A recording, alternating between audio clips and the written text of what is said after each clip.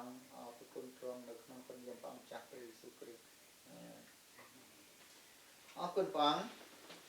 យើងនឹងបន្តទៅទៀតដែលនិយាយអំពីរងទុក្ខក្នុងព្រះអម្ចាស់នេះជាលើកទី3ហើយនឹងបញ្ចប់នៅថេសាឡូនីកទី2ចំពុក1នេះយើងឃើញថាព្រះអង្គបានប្រាប់ថាព្រះបន្ទូលបានបើសម្ដែងឲ្យយើងបានដឹងថានៅក្នុងខ4ខ5ខ6ដែលប្រាប់ថាដល់ម្លេះបានជាយើងខ្ញុំអួតពីអ្នករាល់គ្នានៅក្នុងអស់ទាំងពួកជំនុំនៃព្រះពីដំណើរសេចក្តីខ្ចាក់ខ្ជួនហ្នឹងគឺថាទោះជាមានការបៀតបៀនមានការរងទុក្ខយ៉ាងណាក៏គេនៅមានសេចក្តីខ្ចាក់ខ្ជួននេះអ្នកដែលជឿព្រះបាទអ្នកជឿព្រះបន្ទូលពិតបើអ្នកមិនបានស្គាល់ព្រះបន្ទូលពិតនោះគេមានការទុក្ខលំបាកមកគេរត់បាត់អស់ហើយបាទគេអត់ទទួលការពិតទេបាទហើយព្រះបន្ទូលបានបើសម្ដែងទៀតថា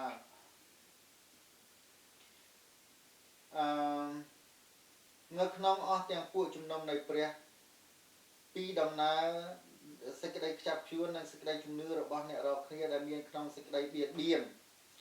និងសេចក្តីទុក្ខលំបាកទាំងប៉ុន្មានដែលអ្នករាល់គ្នារងត្រាំយើងត្រូវត្រាំនឹងការពិតនេះជាផុសតាងពីសេចក្តី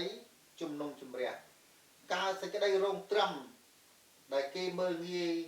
ដែលគេថាយើងចេះគេថាយើងចង់យើងខុសយើងស្អីសពគ្រប់បែបយ៉ាងនោះគឺយើងរងត្រាំឲ្យគេថាបាទនេះឯងដែលជាសេចក្តីជំនុំជម្រះបាទជាសេចក្តីជំនុំជម្រះបាទដ៏សុចរិតរបស់ព្រះបាទជាប្រយោជន៍ឲ្យអ្នករាល់គ្នាបានរាប់ជាគួរនឹងនគរព្រះបើសិនជាយើងមិនហ៊ានរងត្រាំឲ្យគេថាទេយើងមិនគួរនឹងនគរព្រះទេបាទនេះឯងដែលយើងរងត្រាំទោះគេថាយើងខុសក៏ដោយគេថាយើងទៅចោកក៏ដោយគេថាយើងស្អីក៏ដោយគេថាយើងអារៈសាតាំងចូលស្អីណាក៏ដោយយើងរងត្រាំនេះឯងដែលដោយសារការរងត្រាំនេះឯងដែលបញ្ជាក់ថាយើងទទួលការពិតនៃព្រះបន្ទូលរបស់អង្គព្រះបាទយើងមិនបណ្ដោយទៅតាមពាក្យកុហកដែលគេប្រយុទ្ធព្រះបន្ទូលទៅបំផ្លាស់បំប្រែបំផិនទៅជាអ្នកដទៃនោះទេបាទហើយនេះឯងបានជានេះឯងជាសេចក្តីជំនុំជម្រះដ៏សុចរិតរបស់អង្គព្រះប្រយោជន៍ឲ្យយើងបានរាប់ជាគួរដែលអ្នករាល់គ្នាកំពុងតែរងទុក្ខដោយព្រោះនគរនោះឯងនគរអីគឺនគរព្រះនៅណាគឺនៅក្នុងព្រះបន្ទូលនេះឯងបាទត្បិតនេះជាសេចក្តីសុចរិតនៅចំពោះព្រះគឺនឹងសងសេចក្តីទុក្ខលំបាកដល់ពួកអ្នកដែលធ្វើទុក្ខដល់អ្នករាល់គ្នាដូច្នេះព្រះអ្នកសងព្រះអង្គនឹងកាត់ទោសគេបាទព្រះអង្គជាអ្នកដែលកាត់ទោសគេនឹងសងបាទយើងនឹងរៀនហើយយើងនឹងមើលតទៅទៀតនឹងហើយនៅថ្ងៃនេះបាទដែលយើងត្រូវរងទុក្ខដោយសារគេធ្វើនោះបាទដូច្នេះយើងមើលនៅក្នុងយើងតទៅទៀតនៅក្នុងខ8និងខ9នៅក្នុងអណ្ដាតភ្លើងណាយើងថាយើងមើលក្នុងខពេលថាហើយអ្នករាល់គ្នានឹងត្រូវគេធ្វើទុកនោះឲ្យបានសម្រាកជាមួយនឹងយើងខ្ញុំក្នុងកាលដែលព្រះអង្គម្ចាស់យេស៊ូវទ្រង់លេចមកពីឋានសួគ៌ជាមួយនឹងពួកទេវតានៃព្រះចេស្តាទ្រង់ដូច្នេះយើងឃើញថាការដែលព្រះអង្គនឹងសងគេនឹងសងគេយ៉ាងម៉េចណានៅក្នុងអណ្ដាតភ្លើងទាំងសងសឹកដល់ពួកអ្នកដែលមិនស្គាល់ព្រះណាហើយនឹងពួកអ្នកដែលមិនស្ដាប់តាមដំណឹងល្អនេះតែជាពួកអ្នកដែលព្រះអង្គត្រូវសងទេបាទមួយពួកគឺពួកអ្នកដែលមិនជឿ យើងប្រាប់គេពីការពិតប៉ុន្តែគេបដិសេធប៉ុន្តែមួយពួកទៀតគេថាគេអ្នកជឿប៉ុន្តែមិនធ្វើតាមព្រះបន្ទូលដូចយើងឃើញហ៎បងប្អូនមកទាំងអស់គ្នាគេអត់ទទួលការពិតណាគេថាគេជឿព្រះអង្គគេស្រឡាញ់ព្រះអង្គប៉ុន្តែប្រាប់ថានេះព្រះបន្ទូលនិយាយអញ្ចេះព្រះបន្ទូលថាអញ្ចេះប៉ុន្តែគេថាខ្ញុំធ្វើមិនបានទេនេះដែលព្រះអង្គនឹងសងគេបាទដោយព្រោះគេមិនស្ដាប់តាមដំណឹងល្អគេលឺហើយប៉ុន្តែគេថាគេមិនព្រមធ្វើទេបាទយ៉ាងណាមិញដូចជាព្រះបន្ទូលប្រាប់ថាម៉េចឲ្យទទួលបនជំនួយដោយនៅព្រះនាមព្រះគ្រីស្ទព្រះនាមនៅក្នុងគម្ពីរម៉ាថាយប្រាប់ថាម៉េចឲ្យទទួលបនជាមួយទឹកដោយនៅព្រះនាមព្រះវរបិតាព្រះជីវិតត្រាព្រះវិញ្ញាណបរិសុទ្ធសួរថានាមនឹងស្អីគឺព្រះវរបិតាព្រះជីវិតត្រាតែមួយព្រះអង្គទេព្រះទ្រង់ជាវិញ្ញាណណាហើយមានព្រះនាមថាម៉េចព្រះយេស៊ូវគ្រីស្ទព្រះយេស៊ូវគ្រីស្ទគឺជាព្រះនាមនៃព្រះវិញ្ញាណនៃសេចក្តីពិតដែលទ្រង់យាងមកគង់នៅក្នុងសាច់ឈាមហើយយើងត្រូវទទួលបនជាមួយទឹកដោយនៅក្នុងព្រះនាមនោះឯងព្រះនាមព្រះយេស៊ូវគ្រីស្ទសាវកពេត្រុសសាវកហ្វីលីបសាវកប៉ូលធ្វើបនជាមួយទឹកឲ្យគេដោយព្រះនាមព្រះយេស៊ូវគ្រីស្ទដើម្បីឲ្យបានសម្រេចតាមបទបញ្ជាដែលព្រះអង្គបញ្ជាឲ្យធ្វើប៉ុន្តែគេថាធ្វើមិនគេមិនព្រមធ្វើគេធ្វើមិនបានហេតុអីតើមាននាមណាទៀតដែលឲ្យមនុស្សបានសង្គ្រោះអត់មានធ្វើបន់ជាមួយទឹកដោយនៅព្រះនាមព្រះយេស៊ូវគ្រីស្ទដើម្បីឲ្យបានសម្រេចតាមបទបញ្ជាដែលនៅក្នុងគម្ពីរម៉ាថាយពុទ្ធ28នោះឯងប៉ុន្តែគេមិនព្រមធ្វើហើយដូច្នេះហើយបានជាគេបដិសេធនឹងព្រះបន្ទូលហើយបដិសេធព្រះបន្ទូលបដិសេធឯណាព្រះបន្ទូលនោះឯងជាព្រះបដិសេធព្រះបន្ទូលឬបដិសេធព្រះយេស៊ូវគ្រីស្ទចឹងឯងហើយគេថាគេជឿបាទប៉ុន្តែជឿលើស្អីអត់មានលើជឿលើព្រះបន្ទូលទេបើជឿលើព្រះបន្ទូលគេធ្វើតាមហើយប៉ុន្តែគេស្ដាប់លើគេធ្វើមិនធ្វើតាមណាដូច្នេះគម្ពីរថេសាឡូនីកប្រាប់ថាម៉េចនៅក្នុងអណ្ដាតភ្លើងទាំងសង្សឹកនិងពួកអ្នកដែលមិនស្គាល់ព្រះហើយនឹងពួកអ្នកដែលមិនស្ដាប់តាមដំណឹងល្អពីព្រះយេស៊ូវគ្រីស្ទជាព្រះអម្ចាស់នៃយើងដំណឹងល្អពីព្រះអម្ចាស់ថាមួយព្រះបន្ទូលនេះឯងជាព្រះគ្រីស្ទគឺជាព្រះអម្ចាស់ព្រះយេស៊ូវគ្រីស្ទជាព្រះអម្ចាស់មាននាមតែមួយហ្នឹងឯងបាទគេនឹងរងទុក្ខទោសដោយសេចក្តីហិនវិនាសព្រះបន្ទូលប្រាប់ថាគេនឹងរងទុក្ខទោសជាសេចក្តីហិនវិនាសអស់កលជានិច្ចឃ្លាតពីព្រះភ័ក្ត្រនៃព្រះអម្ចាស់ហើយពីសេរីល្អនៃព្រះចេស្តាទ្រង់បានន័យថាម៉េចត្រូវដាច់ចេញពីព្រះហើយដំណឹងល្អស្អីដែលដំណឹងល្អនោះតែគេមិនស្ដាប់តាមដំណឹងល្អគឺថាព្រះគ្រីស្ទទ្រង់សន្ធិដ្ឋនៅក្នុងអ្នករាល់គ្នានៅក្នុងយើងណាគម្ពីរកូឡូសចំពោះ1ខ27ប្រាប់ច្បាស់ណាស់ណាគឺថាព្រះគ្រីស្ទទ្រង់សន្ធិដ្ឋក្នុងអ្នករាល់គ្នាបើព្រះគ្រីស្ទជាសាច់ឈាមធ្វើម៉េចឲ្យទ្រង់មកសន្ធិដ្ឋនៅក្នុងយើងបានបើព្រះគ្រីស្ទជាអ្វីដែលមើលឃើញនោះធ្វើម៉េចឲ្យទ្រង់មកសន្ធិដ្ឋនៅក្នុងនេះបានអត់ទេព្រះអង្គជាព្រះវិញ្ញាណនៃសេចក្តីពិតដែលនៅក្នុងចិត្តយើងព្រះបន្ទូលរស់ណាព្រះបន្ទូលរស់គម្ពីរកូឡូសប្រាប់ណាស់ច្បាស់ណាស់គឺថាព្រះគ្រីស្ទទ្រង់សន្ធិដ្ឋក្នុងអ្នករាល់គ្នាដែលជាទីសង្ឃឹមយ៉ាងឧត្តមបាទព្រះបន្ទូលប្រាប់ច្បាស់ណាស់បើសម្ដែងច្បាស់ណាស់ប៉ុន្តែមនុស្សមិនព្រមទទួលមនុស្សអត់ព្រមទទួលទេហើយគម្ពីរម៉ាថាយបានបើសម្ដែងប្រាប់ថាម៉េច nơi không mà thay cho phụ buôn kho buôn thà kia nó pre nhiên này có ngâm pre Giêsu tới ai ti ra hao than đầm bay oi trâu ara là buồn cao trong bàn tam sai sập ngày sai sập dục hỏi cài máu trong clean rồi mê là buông còn máu tu thà bà nè chia pre cho ta này pre mến châu bằng cướp oi mò chẳng ní trở lấp tới chia nằm pang tới mà này thằng màyมันนุ่มมันบานโยกไกลนี่มาเกิดพิจารณาดูแบบเนี่ยน่าเชื่อเปรียบว่าตราในเปรียบมันเป็นสัตว์เชี่ยมได้คือเปรียบบรรทุหน่วยแบบเปรียบบรรทุนั่งแต่มาปีเปรียบ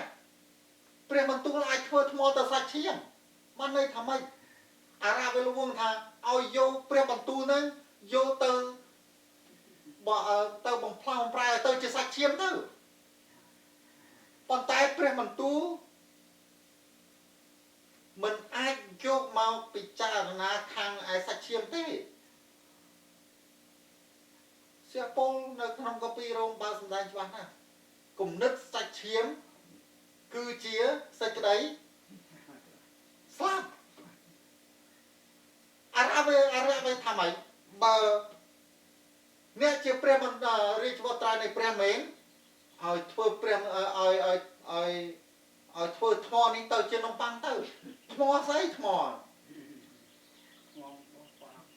อคือเกี่ยวดำนางเปรมันตู้นะน้องปังคือใส่น้องปังดำนางใส่เชี่ยมอะไรทำบ่เนี่ยเจ้าเปรมเองปริจบตาในเปรมเองทวนน้ำปังไอ้ตัวทวนมอยตัวน้ำปังเด้อสัตไทยนี่กี่ถ้วยส่วนสัตไทยนี่ถ้วยกี่โยเปรมตูตัวถ้วยเจียน้ำปังบ้าน้ำปังจะมาสักเชี่ยม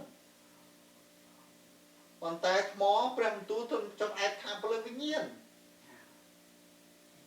ถ้าสตังไปทำไมเอาโทษหมอตัวเชี่ยน้ำเชี่ยโยเปรมตูตัวร้อนเอาขาสักเชี่ยเต้าคนตายเปรมตูปราทำไมตายตรงเมียนเปรมตูตอถ่าเมียนสกได้ใจตรงโดยไหนมนุษย์มันเมตรอดโดยซาแต่น้ำปังเต้มนุษย์มันรอดเอาขาสักเชี่ยเต้มนุษย์มันเต้ารอดทางละไหมคือรอดโดยซาครบยังเปรมตูได้ใจปีปลอมประมาณนี่แต่มนุษย์เต้ารอดแล้วมนุษย์บานรอดคือโดยซาเปรมตูก็จังเปรียมันตูได้จังปีปลาของเราให้สัตว์ไทยมนุษย์ทำไมมนุษย์เราตามเปรียมันตูเต้อเต้มนุษย์ที่โยนนมปังเตาเธอสัตว์เชี่ยมเอาโยทมอเตาเธอเกี่ยนมปังทางสัตว์เชี่ยม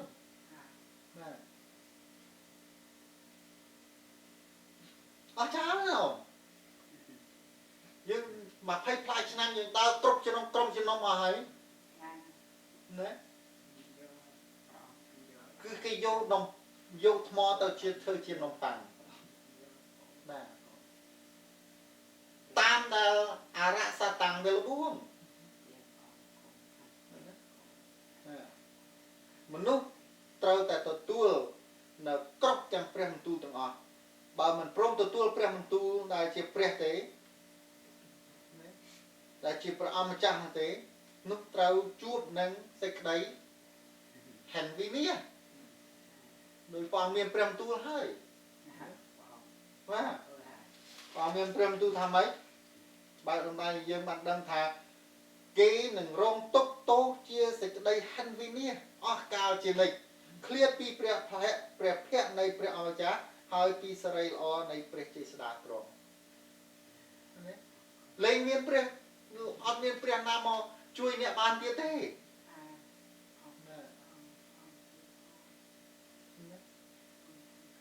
สอบไทยนี่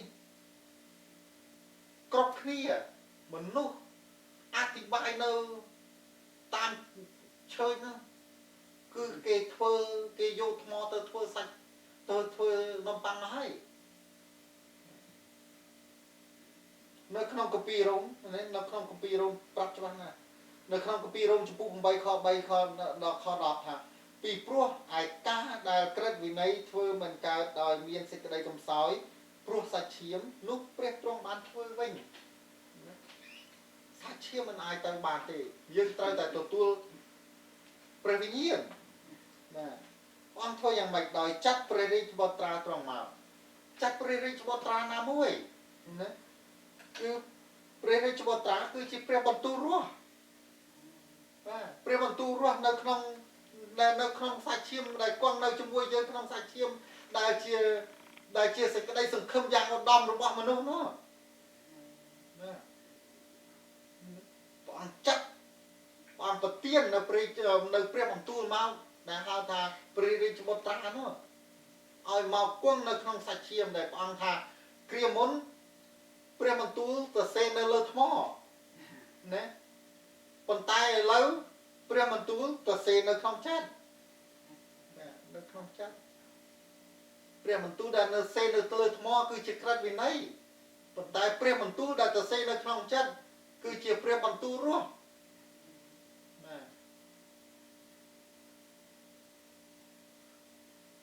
ព្រះបន្ទូលដែលទៅសេនៅលើស្លឹកសភៅនឹងមានប្រយោជន៍ស្អីណាអ៊ំបើមិនបានសរសេរនៅក្នុងចិត្តទេអត់ប្រយោជន៍ទេដូច្នេះព័ត៌មានបន្ទូលថាម៉េចដែលអ្វីដែលក្រឹតវិន័យធ្វើមិនបានដោយសេចក្តីកំសោយខាងសាច់ឈាមនោះព្រះអង្គធ្វើដោយចាត់ព្រះរាជបុត្រាទ្រង់មកណាមានរូបអង្គបែបដូចជាសាច់ឈាមដែលតែងតែមានបាបគណិតព្រះអង្គមិនមែនសាច់ឈាមទេព្រះអង្គមិនមែនរូបអង្គសាច់ឈាមទេប៉ុន្តែព្រះអង្គយាងមកគង់នៅក្នុងសាច់ឈាមដែលមនុស្សមើលទៅហាក់ដូចជាមនុស្សមានបាបព្រះអង្គចាត់ដូចជាហោរាយ៉ូហានបាប់ទីសមកមិនស៊ីមិនផឹកគេណាគេថាលោកមានអរៈចូលប៉ុន្តែព្រះអង្គចាត់ព្រះរាជបុត្រាទ្រង់មកមានទាំងថែមទាំងស៊ីទាំងផឹកប៉ុន្តែគេថាត្រង់លមោកស៊ីលមោកផឹកនឹងមនុស្សមានជាមួយនឹងមនុស្សមានបាបមនុស្សតែងតែប្រឆាំងនឹងព្រះបន្ទូលហើយដូច្នេះហើយបានជាព្រះអង្គមានបន្ទូលថាម៉េចតើឲ្យខ្ញុំធៀបមនុស្សដំណរនេះជាអ្វីគឺធៀបដូចជាកូនក្មេងអង្គុយនៅទីផ្សារដែលស្រែកទៅគ្នាវាថាយើងបានផ្លុំខ្លុយឲ្យឯងតែឯងមិនបានរំផ្លុំខ្លុយស្អីគឺព្រះបន្ទូលយើងប្រាប់ព្រះបន្ទូលការពិតទៅវាអត់ដល់គេប៉ុន្តែស្ពិតអត់មានកម្រើកទេគេមិនបានរំជាមួយនឹងខ្លុយសលេងខ្លុយនោះទេគេមិនបានភ្ញាក់ផ្អើលអ្វីនឹងជាមួយនឹងព្រះបន្ទូលការពិតទេថែមទាំងប្រមាថមើលងាយថែមទៀតផងយើងបានទួយទំនួញឲ្យឯងតែឯងមិនបានយំទេបើទោះជាព្រះបន្ទូលចង់យ៉ាងម៉េចក៏ដោយក៏មិនគេនៅតែដេកលក់ស្ពិតគេមិនយំគេមិនស្រែកគេមិនអសប្បាយជាមួយនោះទេបាត់យ៉ូហានបានមកទាំងស៊ីទាំងផឹកណាទៅលោកយ៉ូហានបានមកមិនស៊ីមិនផឹកសោះតែគេថាលោកមានអរៈចូលតែកូនមនុស្សជាអ្នកណាគឺជាព្រះបន្ទូលដែល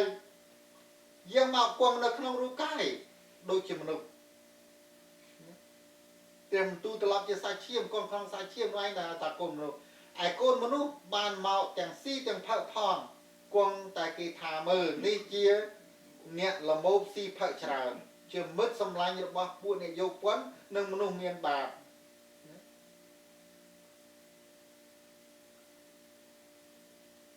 ទោះជាយ៉ាងណាក៏គេនៅតែចាប់កំហុសទោះនឹងព្រះបន្ទូលបាទយើងនៅក្នុងខរ៉ូមខ8ប្រាប់ទៀតថាហើយដោយព្រោះអំពើបាបក៏កាត់ទោសអំពើបាបនៅក្នុងសាច់ឈាមអង្គព្រះបន្ទូលយើងមកកូនខ្លាចសាច់ឈាមកាត់ទោសណាដើម្បីកាត់ទោសគ្រប់គ្នាចាប់ពីព្រះវិហារបរិសុទ្ធនេះទៅណាដើម្បីឲ្យសេចក្តីក្រិតវិន័យបង្កើតមកបានសម្រេចនៅក្នុងខ្លួនយើងអ្នកនៅក្នុងខ្លួនអ្នករាល់គ្នាដែលមិនដើរតាមសាច់ឈាមណាគឺ យើងមិនដើរតាមសាច់ឈាមគឺដើរតាមព្រះវិញ្ញាណវិញពីព្រោះអ្នកអស់អ្នកណាដែលតាមសាច់ឈាមនោះគិតតែខាងសាច់ឈាមណាអ្នកណាដែលធ្វើថ្មឲ្យទៅជានំប៉័ងហ្នឹងគឺសុទ្ធតែគំនិតនំប៉័ងទាំងអស់បាទតែអស់អ្នកណាដែលគិតតាមព្រះវិញ្ញាណនោះគិតតែខាងវិញ្ញាណវិញអ្នកណាដែលគិតខាងថ្មដែលជាព្រះបន្ទូលនោះគឺគិតខាងវិញ្ញាណគឺគិតតែដើម្បីធ្វើថ្មនេះទៅឲ្យមានវិញ្ញាណរស់វិញ្ញាណព្រះអង្គនៅក្នុងខ្លួនយើងតើយើងតាមសាច់ឈាមឬក៏តាមព្រះវិញ្ញាណគំនិតខាងសាច់ឈាមនោះជាសេចក្តីស្លាប់ទៅទេហើយគំនិតខាងឯព្រះវិញ្ញាណនោះទៅជាជីវិតនិងសេចក្តីសុខសាន្តពីព្រោះគំនិតខាងសាច់ឈាមនោះរមែងទះនឹងព្រះគំនិតខាងសាច់ឈាមរមែងទះនឹងព្រះហើយសពថ្ងៃនេះគេកំពុងតែធ្វើថ្មឲ្យទៅជានំប៉័ងទះនឹងព្រះបន្ទូលព្រះត្បិតមិនចោះចូលនឹងក្រឹតវិន័យរបស់ព្រះទេដូចជាមានបើសំដែងនៅក្នុងម៉ាថាយ22:36-37ថាលោកគ្រូតើបណ្ដាក្រឹតវិន័យតើបញ្ញត្តិណាដែលសំខាន់បំផុតនោះព្រះយេស៊ូវឆ្លើយថាត្រូវឲ្យស្រឡាញ់ព្រះអម្ចាស់ជាព្រះតែមួយដែលយើងត្រូវស្រឡាញ់ជាព្រះនៃឯងឲ្យអស់អំពីចិត្តអស់ពីព្រលឹងហើយអស់អំពីគំនិតឯងប៉ុន្តែ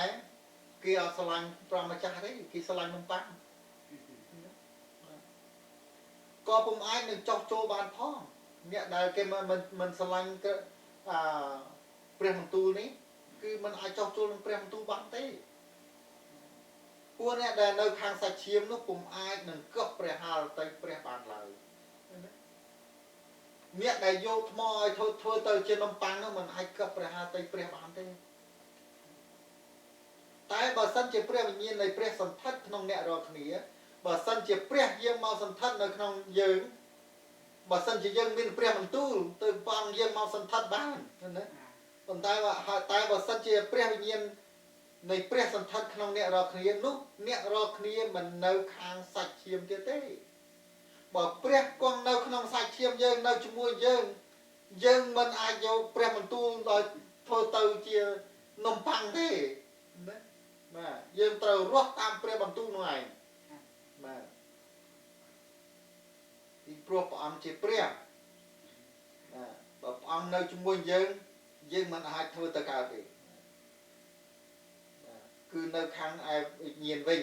ប៉ុន្តែបើអ្នកណាគ្មានព្រះវិញ្ញាណរបស់ផងព្រះអ្នកនោះមិនមែនជារបស់ផងទ្រង់ទេពេលអ្នកណាអត់មានព្រះវិញ្ញាណព្រះអង្គគង់ជាមួយអ្នកនោះមិនអាចទៅព្រះបានទេពីព្រោះមិនមែនជារបស់ផងព្រះ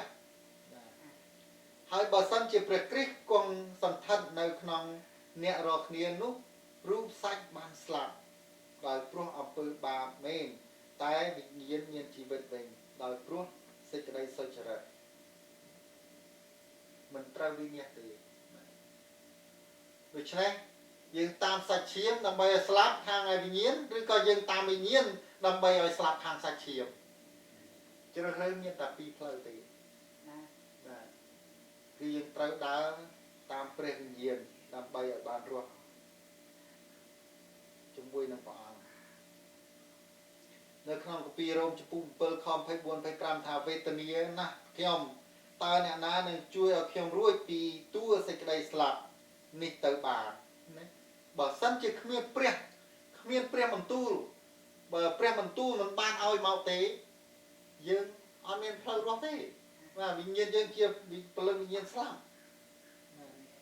តែអរព្រគុណដល់ព្រះអង្គគឺដោយសារព្រះយេស៊ូវគ្រីស្ទជាព្រះអម្ចាស់គឺដោយសារព្រះបន្ទូលនេះឯងដែលជាព្រះអម្ចាស់នៃយើងរាល់គ្នាដូច្នេះខ្ញុំខ្លួនខ្ញុំគោរពប្រតិបត្តិតាមព្រះវិន័យរបស់ព្រះដោយគំនិតខ្ញុំតែខាងសាច់ឈាមខ្ញុំនោះតាមច្បាប់របស់អំពើបាបវិញសាច់ឈាមតែងតែទាមទារទៅខាងអំពើបាបប៉ុន្តែយើងមិនត្រូវរស់តាមសាច់ឈាមទេយើងត្រូវរស់តាមវិញ្ញាណដើម្បីឲ្យ យើងបានរស់នៅជាមួយនឹងព្រះអង្គក្នុងព្រះបន្ទូលបាទយើងមើលតទៅទៀតនៅក្នុងខ10ក្នុងកាលដែលទ្រង់យាងមកដើម្បីឲ្យបានដំកើងឡើងក្នុងពួកបរិសុទ្ធរបស់ទ្រង់នៅថ្ងៃនោះឲ្យបានគេមើលឃើញទ្រង់ដោយអស្ចារ្យក្នុងពួកអ្នកជឿត្បិតអ្នករាល់គ្នាបានជឿពាក្យបន្ទាល់របស់ខ្ញុំហើយណាមិនន័យថាម៉េចក្នុងកាលដែលទ្រង់យាងមកដើម្បីឲ្យបានដំកើងឡើងក្នុងពួកបរិសុទ្ធរបស់អង្គទ្រង់សួរពួកបរិសុទ្ធរបស់អង្គទ្រង់នៅណាបងយាងមកនៅណា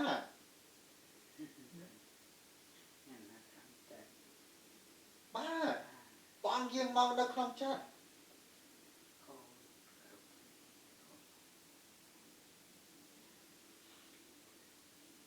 យើងមើលក្នុងគម្ពីរលោកយោបបានន័យថាម៉េចក្នុងកាលដែលទ្រង់យាងមកនេះក្នុងលោកយោបគម្ពីរលោកយោប39ខ1ដល់ខ6ថាដំណើរនេះធ្វើឲ្យចិត្តខ្ញុំញឿក៏ឲ្យកម្រើកឃ្លាតពីកន្លែងទៅចូលស្ដាប់សូមស្ដាប់សូរគឹកកងនៃសំឡេងទ្រង់ផងសំឡេងព្រះអង្គនៅណាគឺជាព្រះបន្ទូលនេះឯងបាទព្រះបន្ទូលនេះឯងជាព្រះគឺជាសូររំពងពីព្រះអស់ទ្រង់ព្រះបន្ទូលចេញពីមាត់បាទទ្រង់តែងកំចាយឲ្យទ្រង់តែងកំចាយឲ្យលឺពេញក្រោមផែនដីផ្ទៃមេឃលឺពេញក្រោមផ្ទៃមេឃឲ្យទ្រង់បានឃើញភ្នែកបន្ទោរបស់ទ្រង់នៅថ្ងៃនៅទៅដល់ចុងផែនដីបំផុតព្រះបន្ទូលគឺចាញ់ទៅគ្រប់ផែនដីរួចមកមានលឺសូរគម្រាមក្រំក្រែងទ្រង់បញ្ចេញផ្គរដោយសំឡេងនៃឫទ្ធានុភាពទ្រង់រួចទ្រង់មិនខាត់ភ្នែកបន្ទោក្នុងកាលដែលសំឡេងទ្រង់បានលឺនោះទេព្រះទ្រង់បញ្ចេញសំឡេងជាផ្គរឡើងយ៉ាងអស្ចារ្យក៏ធ្វើការយ៉ាងធំដែលយើងរាល់គ្នារកយល់មិនបានព្រះបន្ទូលបាទព្រះបន្ទូលពេលព្រះអង្គមានព្រះបន្ទូលទៅការកើតឡើង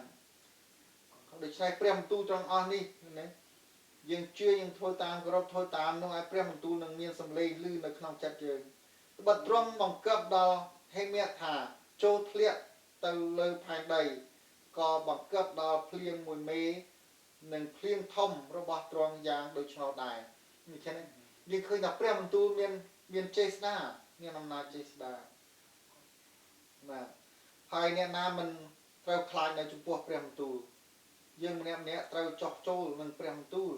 ខាងឯភ្លឹងវិញ្ញាណបាទពីព្រោះព្រះបន្ទូលហ្នឹងជាព្រះគម្ពីររ៉ូម20គម្ពីររ៉ូមចំពុក1ខ20ដល់21ថាបាត់អ្វីរបស់ទ្រង់ដែលរកមើលមិនឃើញតាំងពីកំណើតលោកីមកគ្មានណាមើលឃើញព្រះទេបាទទោះទាំងព្រះចេស្តានៅអស់កាលជានិច្ចនិងនិស័យជាព្រះរបស់ទ្រង់នោះឃើញច្បាស់វិញតែយើងមានទទួលព្រះបន្ទូលជាព្រះនោះយើងនៅក្នុងចិត្តយើងនឹងឃើញដោយពិចារណាយល់របស់ទាំងប៉ុន្មានដែលទ្រង់បានបង្កើតមកព្រះបន្ទូលបង្កើតរបស់សពសារពើបើយើងបើកភ្នែកមើលទៅខាងក្រៅយើងឃើញថាអស្ចារ្យប៉ុណ្ណាណាបាទព្រោះកាលគេបានស្គាល់ព្រះនោះគេមិនបានដំកើងទ្រង់ណាទោះជាគេបានស្គាល់ព្រះបន្ទូលគេបានមើលឃើញសពសារពើដែលព្រះអង្គបង្កើតមកគេអត់សរសើរបង្កើងព្រះទេក៏មិននឹងមិនដឹងគុណទ្រង់ដែរគេកើតមកគេកើតមានគំនិតឥតប្រយោជន៍វិញណាយកនំប៉័ងទៅធ្វើយកថ្មទៅជានំប៉័ងណាឥតគំនិតឥតប្រយោជន៍ហើយចិត្តគេដែលឥតប្រយោជន៍ក៏បានត្រឡប់ទៅជាងងឹតទៅអត់មានពលឺទេបាទអត់មានពលឺនៅក្នុងខ្លួនទេគម្ពីរករិនតុសទី1ចំពុក2ខ6ខ11ថាប៉ុន្តែនៅក្នុងចំណោមមនុស្សគ្រប់លក្ខនោះយើងខ្ញុំក៏និយាយតាមប្រាជ្ញាដែរតែមិនតាមប្រាជ្ញារបស់លោកីឬរបស់ពួកចៅវាយលោកីនេះទេណាចំពោះមនុស្សគ្រប់លក្ខគេទទួលព្រះបន្ទូលទទួលការពិតណាហើយសាវកពលក៏និយាយព្រះបន្ទូលការពិតនេះឯង បាទប៉ុន្តែមិនមែនប្រាជ្ញាលោកីដែលគេបង្រៀនតាមសាលារៀនតាមបរិយានោះទេគឺជាស្កេពិតដែលមកពីព្រះបាទ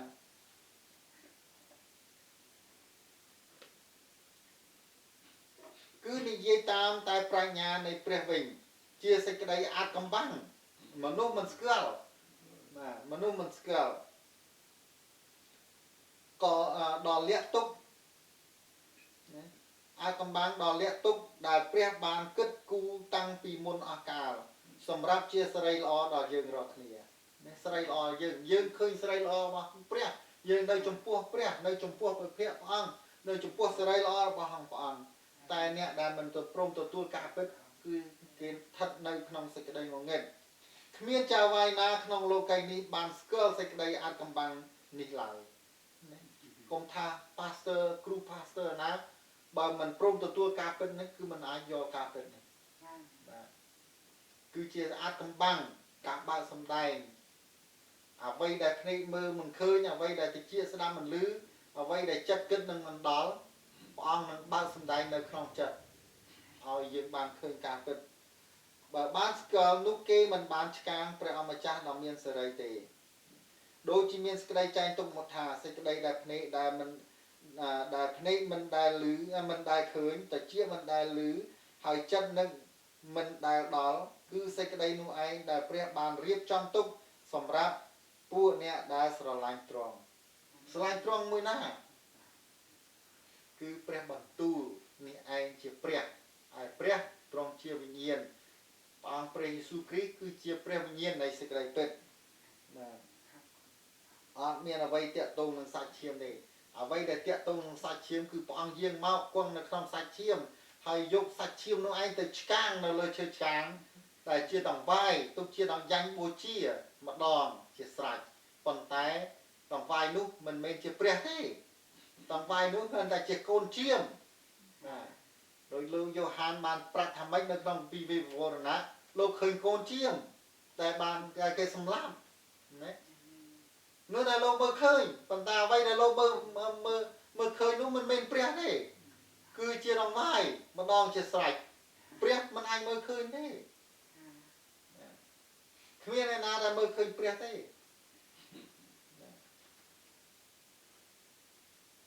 ព្រះអង្គមិនមែនជាដង្វាយនោះទេព្រះអង្គជាព្រះព្រះអង្គមិនមែនដីឥដ្ឋទេព្រះអង្គជាជាងស្មូនព្រះអង្គមិនមែនដង្វាយនោះទេប៉ុន្តែតើអ្នកណាធ្វើឲ្យដង្វាយនោះបរិសុទ្ធគឺព្រះព្រះអង្គរាប់ថាជាដង្វាយបរិសុទ្ធគឺដង្វាយនោះគឺបរិសុទ្ធណាដោយពីដើមមិញសង្ឃគេយកជាមទៅសម្លាប់ថ្វាយទៅយ៉ាញ់បូជាណាប៉ុន្តែដង្វាយដែលត្បង់ថ្វាយនោះវាលើសជាងអ្វីដែលពួកសង្ឃធ្វើ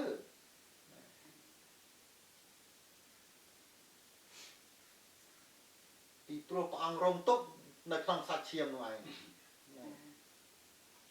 ព្រះទ្រង់បានសម្ដែងឲ្យយើងរាល់គ្នាឃើញសេចក្តីទាំងនោះដោយសារព្រះវិញ្ញាណទ្រង់យើងឃើញការទាំងអស់នេះគឺដោយសារព្រះវិញ្ញាណបើគ្មានព្រះវិញ្ញាណគង់ជាមួយយើងទេនៅក្នុងយើងចិត្តយើងទេធ្វើម៉េចយើងយល់ព្រះបន្ទូលបានអត់ទេអត់អាចយល់បានទេបើព្រះវិញ្ញាណនៃព្រះទ្រង់ស្ទង់មើលគ្រប់ទាំងអស់ព្រមទាំងសេចក្តីជ្រាលជ្រៅនៃព្រះដែរត្បិតបើមិនមែនជាវិញ្ញាណដែលនៅក្នុងខ្លួនមនុស្សនោះក្នុងខ្លួនមនុស្សទេនោះតើមានអ្វីនឹងស្គាល់សន្តានមនុស្សនោះបានហើយបើមិនមែនជាព្រះវិញ្ញាណនៃព្រះនោះក៏គ្មានអ្នកណាស្គាល់សន្តានព្រះបានដែរហើយដូច្នេះបានជាយើងមិនឆ្ងល់ទេដែលគេមិនស្គាល់ព្រះនោះពីព្រោះគេអត់មានព្រះនៅក្នុងទេណាបាទហើយយើងលឺនឹងតិចតែគេប្រាប់តាមទៀតផងគេប្រាប់ថាអត់មានព្រះនៅក្នុងទេ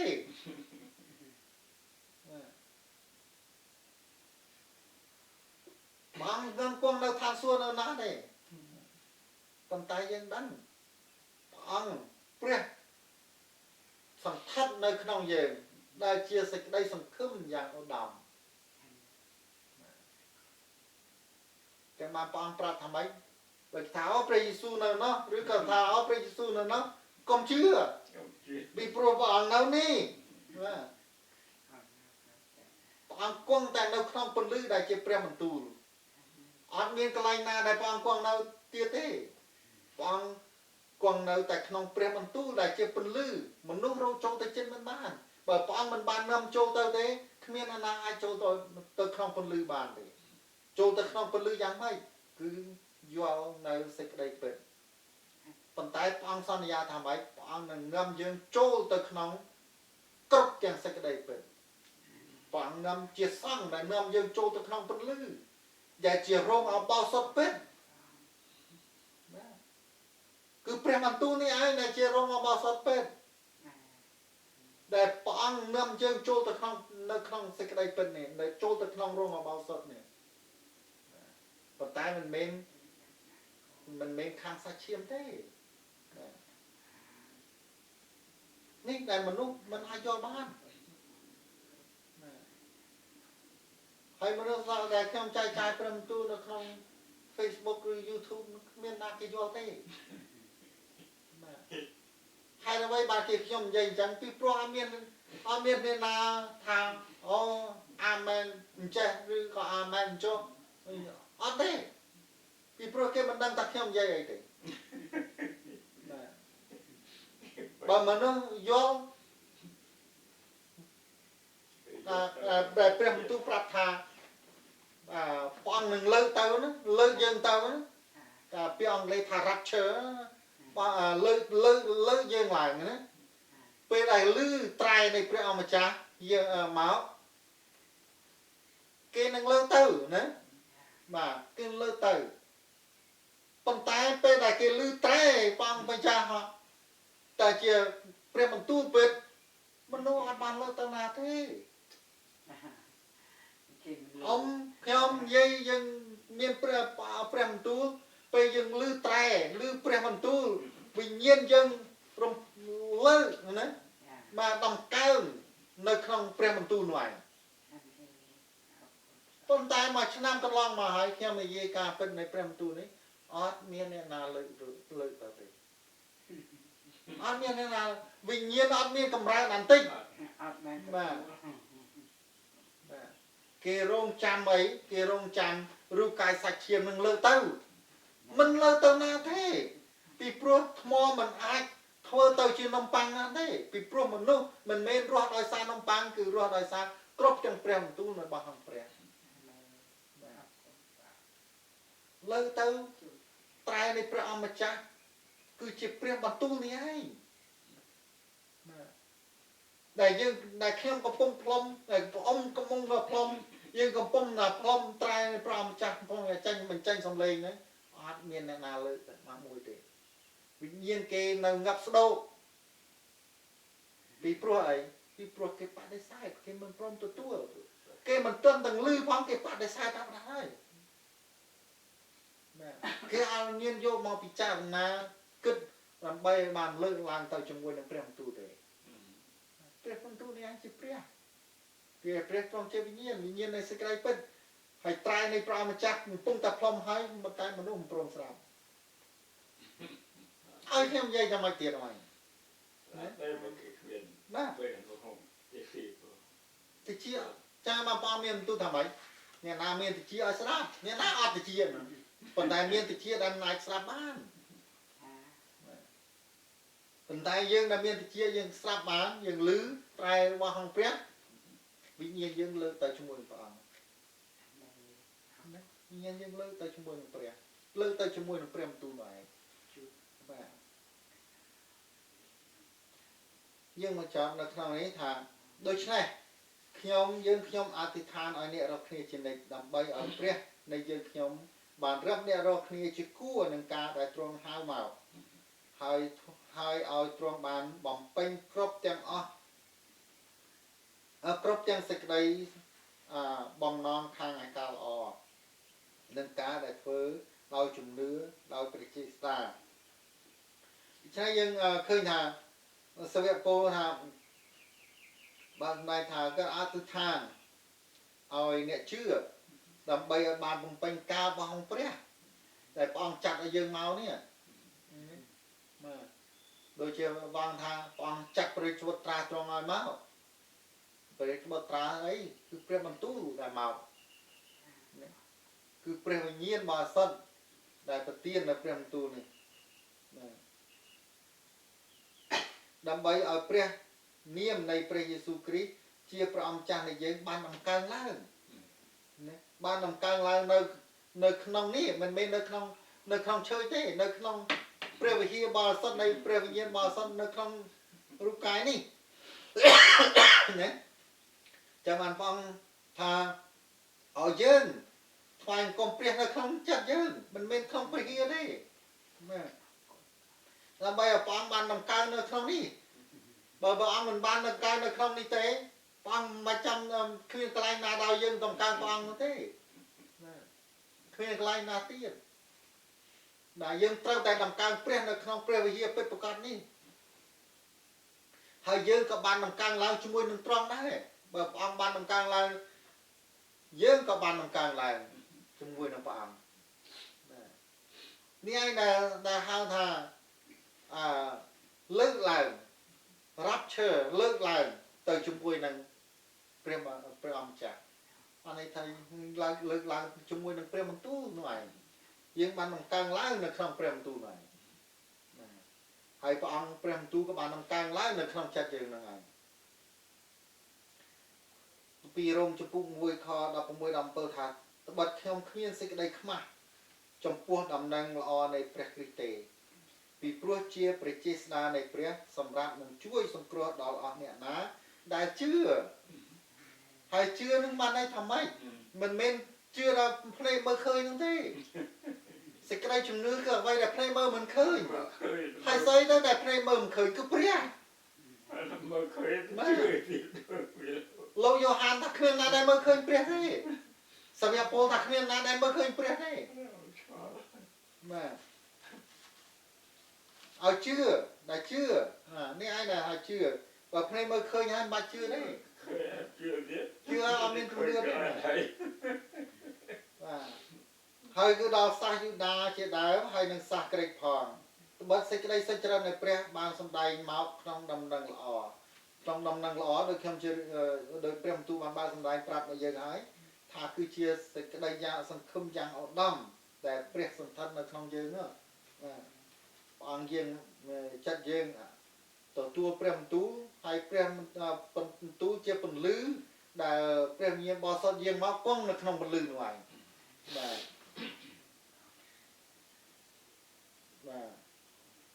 ពីនៅឯងដែលជាដំណឹងល្អ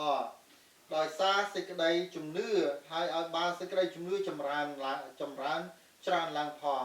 ដោយមានសេចក្តីចែងទុកមកថាមនុស្សសុចរិតរស់នៅដោយអាងសេចក្តីជំនឿអាងសេចក្តីជំនឿអីជំនឿជឿលើព្រះវិញ្ញាណបរិសុទ្ធដែលមើលមិនឃើញនោះឯងព្រះដែលមើលមិនឃើញបើព្រះមើលឃើញមកជឿអីចាំមកខ្ញុំជ្រាបបងប្អូននៅក្នុងដូចខ្ញុំជ្រាបមុននេះតិចណាកាលក្នុងកាលម៉ែធំខូចទៅនោះខ្ញុំប្រាប់ខ្ញុំថាអ្វីដែលភ្នែកមើលឃើញមិនព្រះទេណាឡានមើលឃើញឡានហើយចាំបាទនំប៉័ងមើលឃើញនំប៉័ងហើយមកកោចំពុក8:34ប្រាប់ថាខ្ញុំនឹងបញ្ចប់តាមនេះកាលទ្រង់បានហៅហ្វូងមនុស្សនិងពួកសិស្សមកនោះក៏មានបន្ទូលទៅគេថាអ្នកណាដែលចង់មកតាមខ្ញុំត្រូវឲ្យអ្នកនោះលះកាត់ចិត្តខ្លួនឯងចោលទាំងផ្ទុកឈើឆ្កាងខ្លួនមកតាមខ្ញុំចោលណារងទុកជាមួយនឹងព្រះបន្ទូលបើមិនព្រមរងទុកដោយសារព្រះបន្ទូលទេយើងមិនអាចទៅតាមព្រះបន្ទូលបានទេត្បិតអ្នកណាដែលចង់រួចជីវិតនោះនឹងបាត់ជីវិតទៅតែខាងសាច់ឈាមអ្នកណាចង់បានសាច់ឈាមនឹងបាត់ព្រះវិញ្ញាណខាងជីវិតខាងឯវិញ្ញាណតែអ្នកណាដែលបាត់ជីវិតដោយព្រោះយល់ដល់ខ្ញុំអ្នកណាដែលបាត់បង់សាច់ឈាមដោយសារព្រះបន្ទូលហើយនឹងដំណឹងល្អនោះនឹងបានជីវិតវិញម្ដងហើយម្ដងទៀត dương trong rùa nơi khang sạch chiêm nâng slap khang ai vĩ nhiên bởi dương rùa khang vĩ nhiên trời tại xâm lạp rùa ca ẩm pơ sạch chiêm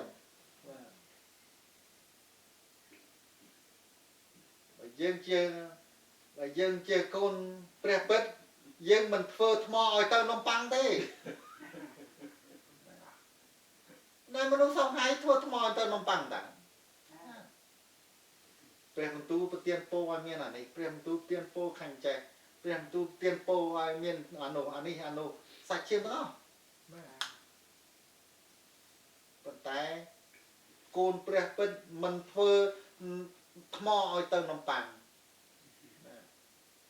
thมอตลอดជាថ្មរស់នៅក្នុងចិត្តព្រះបន្ទូលរស់នៅក្នុងចិត្តបាទដូច្នេះបាទរស់អបទាំងពូទាំងបាទយើងរស់ទៀតបាទតែសងៃគ្រប់ក្រុមជំនុំទាំងអស់មិនថាក្រុមជំនុំណាទេបាក់លើកាតូលិកឬប្រូតេស្តង់ណាក៏ដោយសុទ្ធតែធ្វើថ្មឲ្យទៅជានំប៉័ងប៉ុន្តែយើងអត់ធ្វើថ្មឲ្យទៅនំប៉័ងទេព្រះបន្ទូលត្រូវខាងឯវិញ្ញាណនិងសេចក្តីពិតបន្ទូលបើតែប្រាប់ច្បាស់ណាស់បន្ទូលច្បាស់យើងមិនក៏យល់ព្រះបន្ទូលគឺត្រូវខាងវិញ្ញាណនិងសេចក្តីពិតមិនមែនត្រូវខាងនំប៉័ងទេបន្ទូលខាងលើកពីហ្នឹងណារត់ដល់សារនំប៉័ងទេដូច្នេះ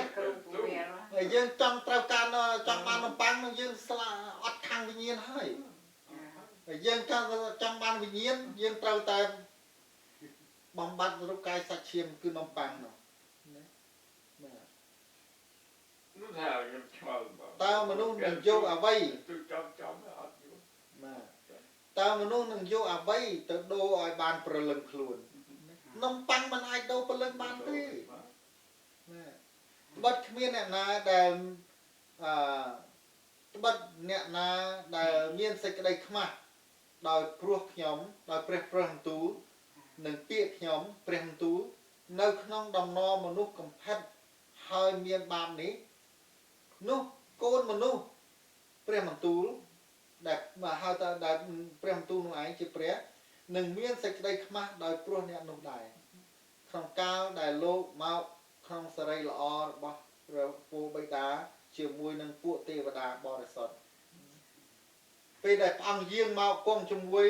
នឹងយើងមិនមែនតែព្រះអង្គត្រង់តែមួយអង្គទេគឺទេវព្រះបន្ទូលបើសម្ដែងនៅក្នុងគម្ពីរហេព្រើរថាម៉េច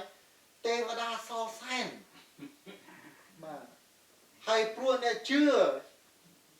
ច្រើនណាស់បាទដែលមកជាមួយនឹងព្រះអង្គហើយត្រង់នេះឯងមិនមែនគ្រាន់តែថាត្រង់នេះត្រង់នោះទេប៉ុន្តែនេះគម្ពីរហេព្រើរបើសម្ដែងថាម៉េចទីក្រុងយេរូសាឡឹមនៃព្រះដ៏មានបច្ចុប្បន្នរស់បាទទីក្រុងទាំងមូលមិនមែនទីក្រុងតូចតាចទេទីក្រុងនេះទេវតាសរសែនណាខ្ញុំអានជូនបន្តិចចា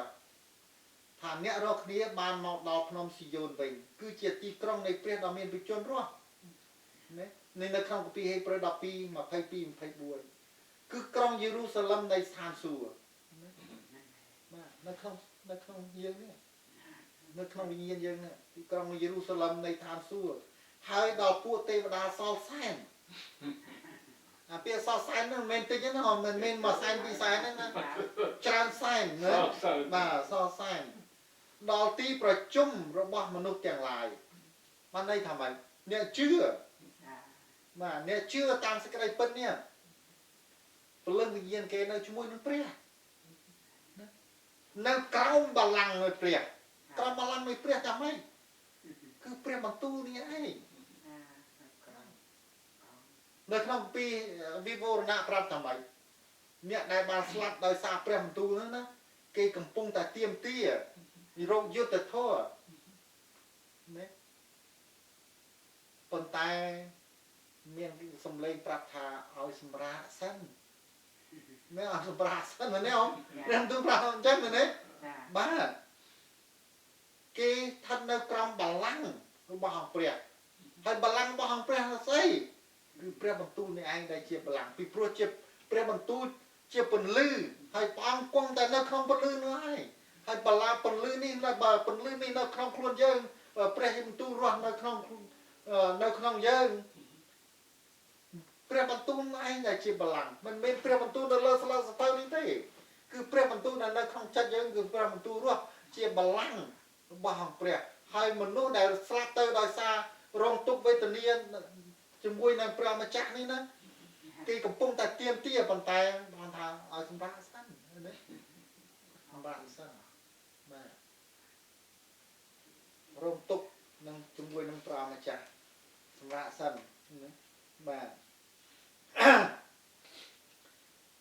បើអ្នកណាដែលមានសេចក្តីខ្មាស់ដោយព្រោះខ្ញុំនឹងពាក្យខ្ញុំនៅក្នុងដំណរមនុស្សកំផិតហើយមានបាបនេះនោះកូនមនុស្សនឹងមានសេចក្តីខ្មាស់ដោយព្រោះអ្នកនោះដែរក្នុងកាលដែលលោកមកក្នុងស្រីល្អរបស់ព្រះវរបិតាជាមួយនឹងពួកទេវតាបរិសុទ្ធនៅក្នុងទីក្រុងដ៏សរសើរនេះឯងបាទពួកជំនុំនៃព្រះបាទពួកជំនុំនៃព្រះហើយដល់អស់ទាំងវិញ្ញាណនៃពួកសុចរិតដែលបានគ្រប់លក្ខហើយដល់ព្រះយេស៊ូវដល់ព្រះបន្ទូលដែលជាអ្នកកណ្ដាលនៃសញ្ញាថ្មីហើយដល់ព្រះលោហិតដែលសម្រាប់នឹងប្រោះនេះគឺយើងសពថ្ងៃ